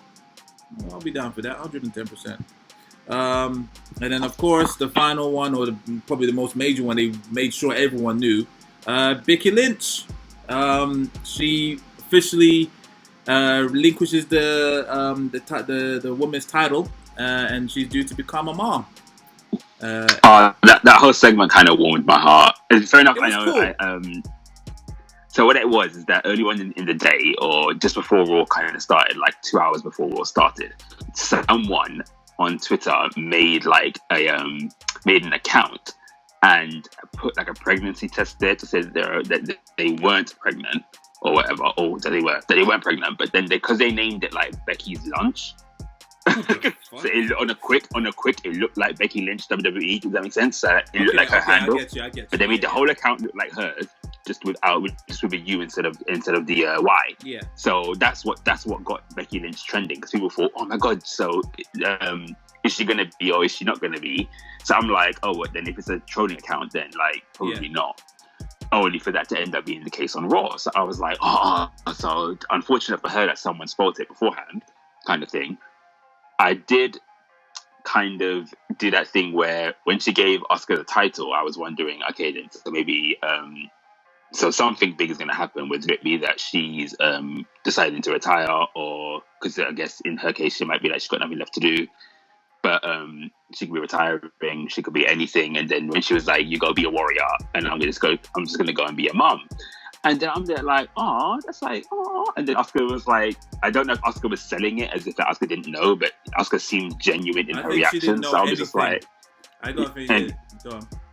And so, yeah, no, so because Asuka seemed genuine in her response, and in that moment, it's like, think of it as if we're looking at it through like WWE glasses or WWE lens or whatever. Becky Lynch and Asuka hate each other. Like, they just had like a hot feud at the start of the year and stuff. They're technically enemies. But for Asuka to be like, you know, that goes out the window because you just said you're pregnant kind of thing, it was like, that just kind of seemed like, oh, like that was a cute little moment kind of thing. I will say, though, that I have also seen, again, I don't know if it's true or not, but I've seen that Becky Lynch is meant to be due in like, she's due in December. Maybe like December? Yeah. Or something like that. Yeah, December. So that would mean that she wrestled at WrestleMania pregnant, potentially. Because remember, WrestleMania was pre-taped about like 2-3 weeks before it even aired. So apparently she found out that she was pregnant in April. So maybe she might, maybe she didn't really. So there was a potential that she could have wrestled at WrestleMania pregnant. Yeah, there's potential. And then, so now it's like, when you look back at the match, and okay, maybe not so much but I know I gunned that match. Like, I went in on that match and how bad it was at WrestleMania.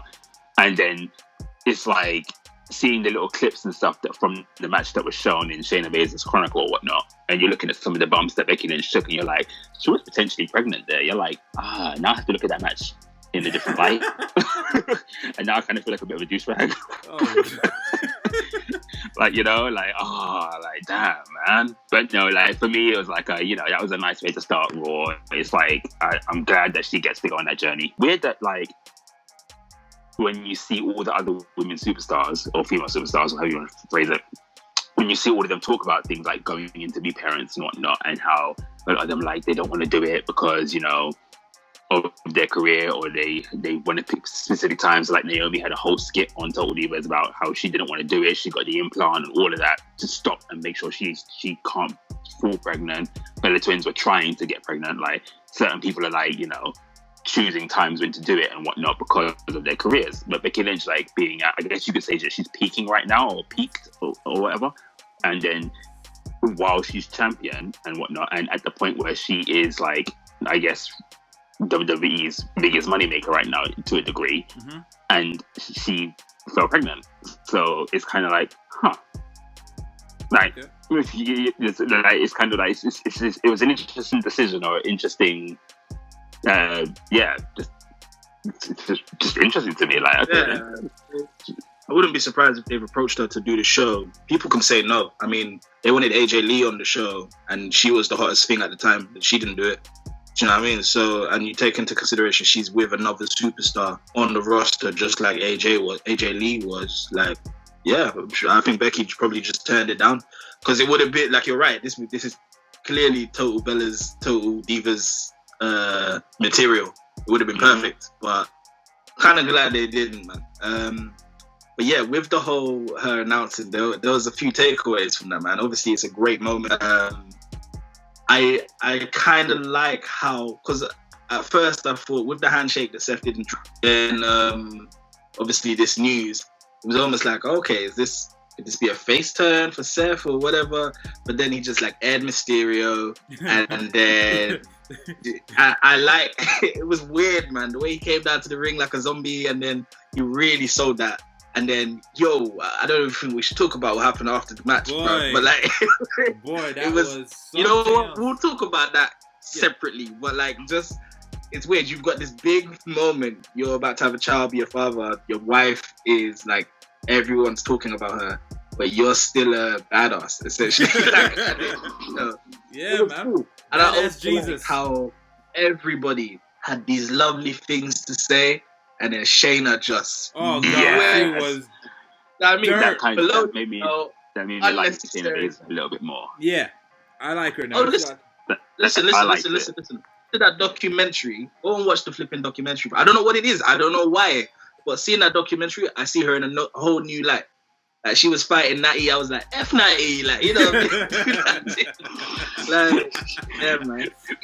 Like, I'm ashamed of her now, man. But yeah, it would be interesting. And also, it's like what I can't remember if I said it to one of you, but the way maternity leave works, especially with wrestling, Seth might not necessarily go anywhere anytime soon. He might not even actually be done with Drew. He might still come back after Drew. I don't know what's going to happen, because technically he's not stuck to anyone right now, because Ray's not going to be there next week. So, you know what I mean?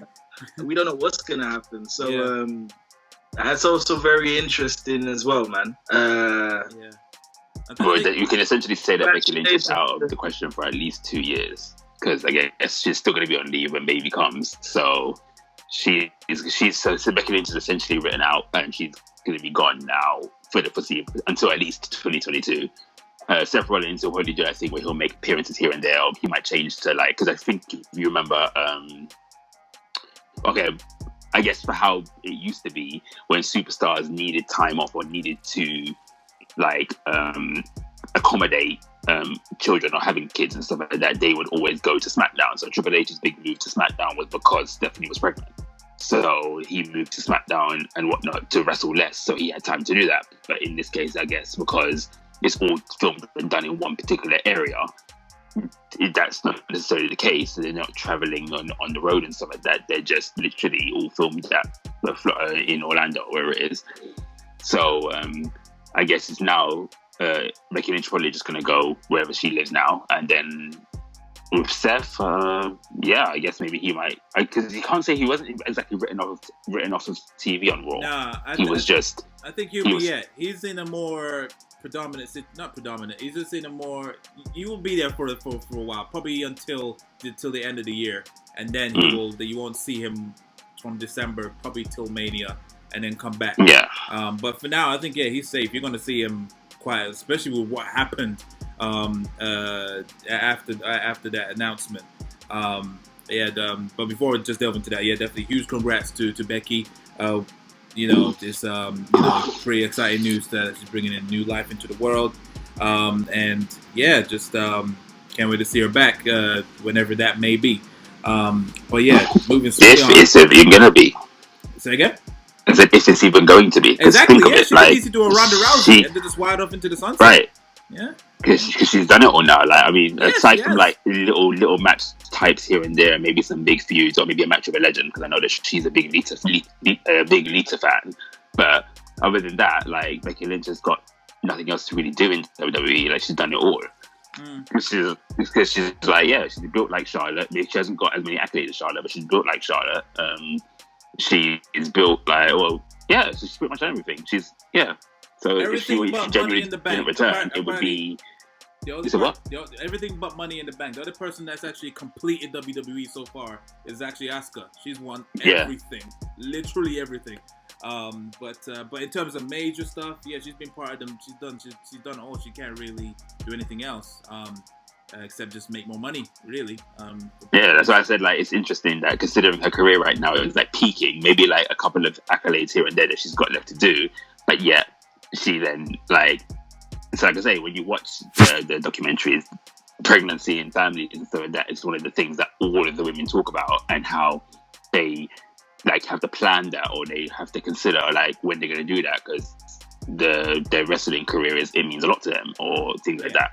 And yet Becky Lynch being at the peak of her career, kind of I'm not saying it's a bad thing, I'm just it's just an interesting thing that it's happening and she's just kind of rolling with it straight away kind of thing. It wasn't what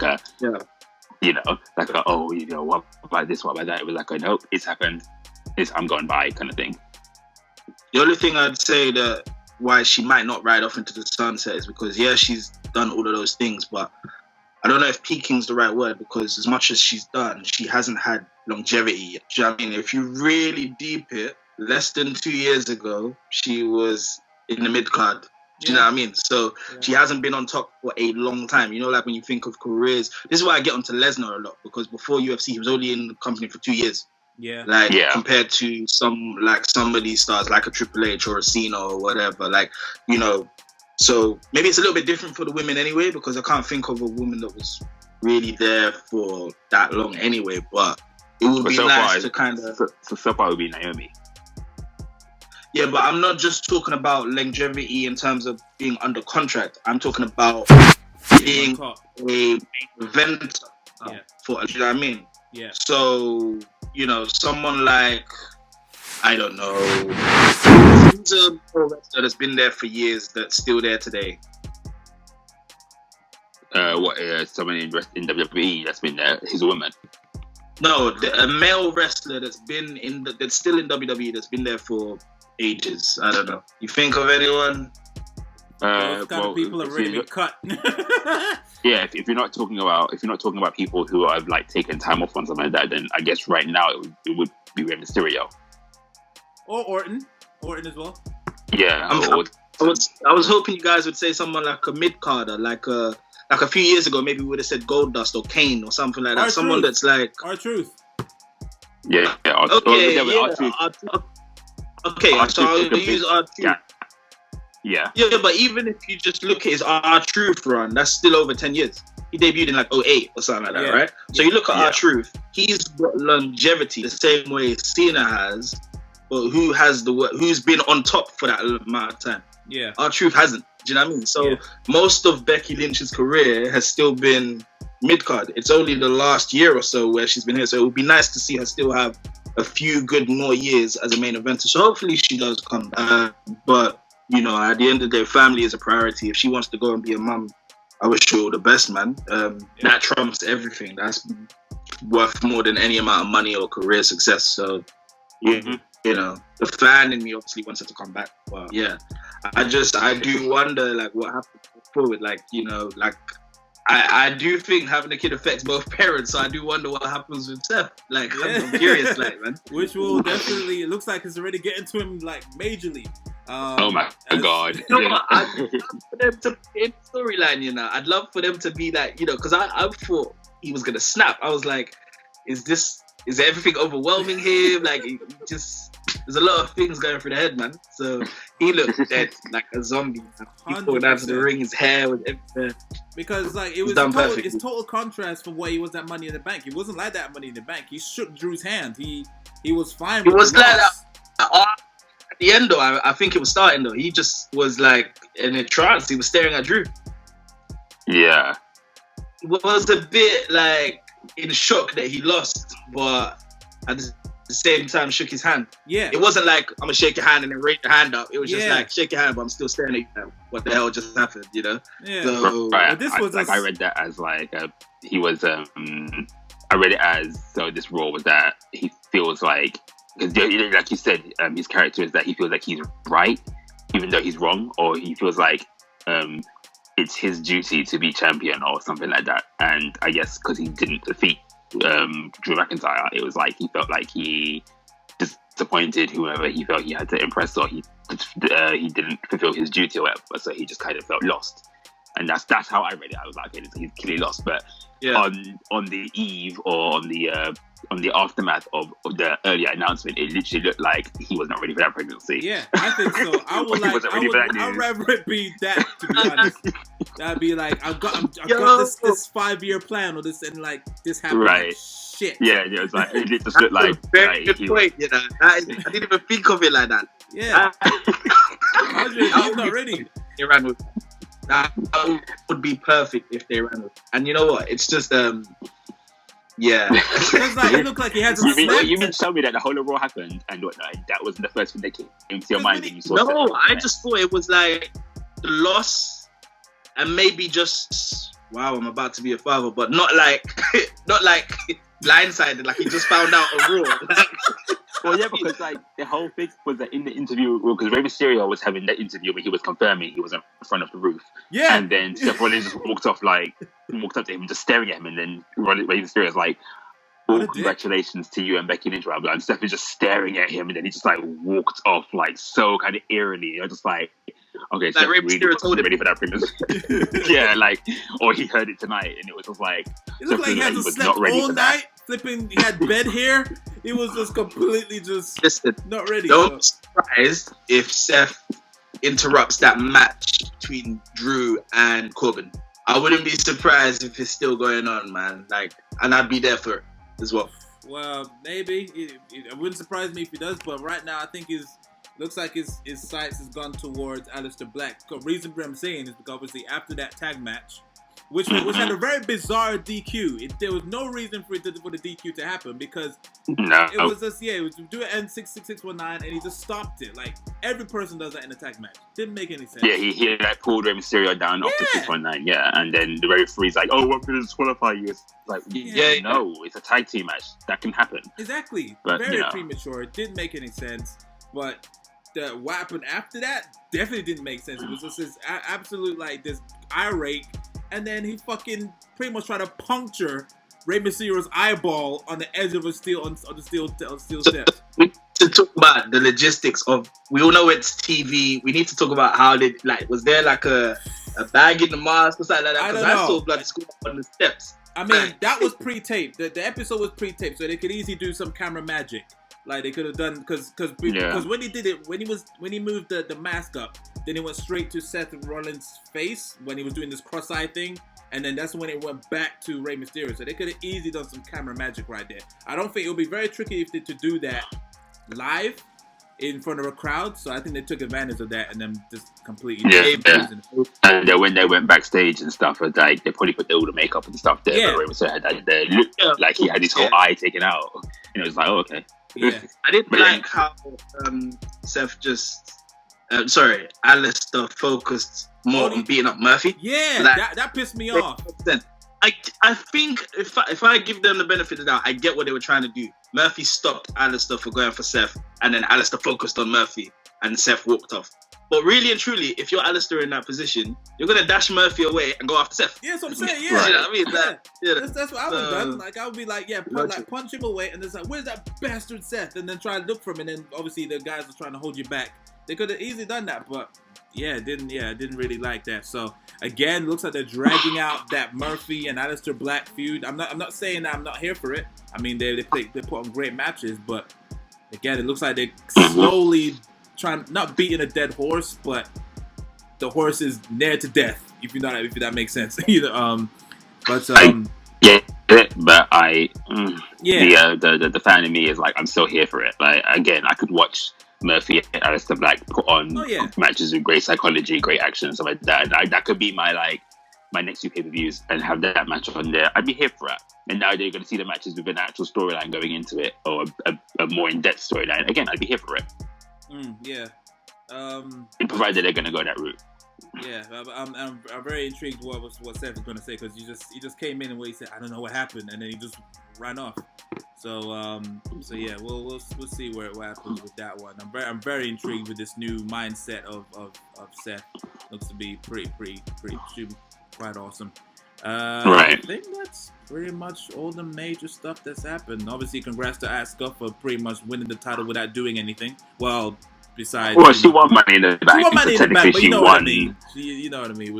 I was just wondering, you had that briefcase for 24 hours. Do you not realize it's a bit heavier than usual? It's like she didn't question it. Fucking dumb broad.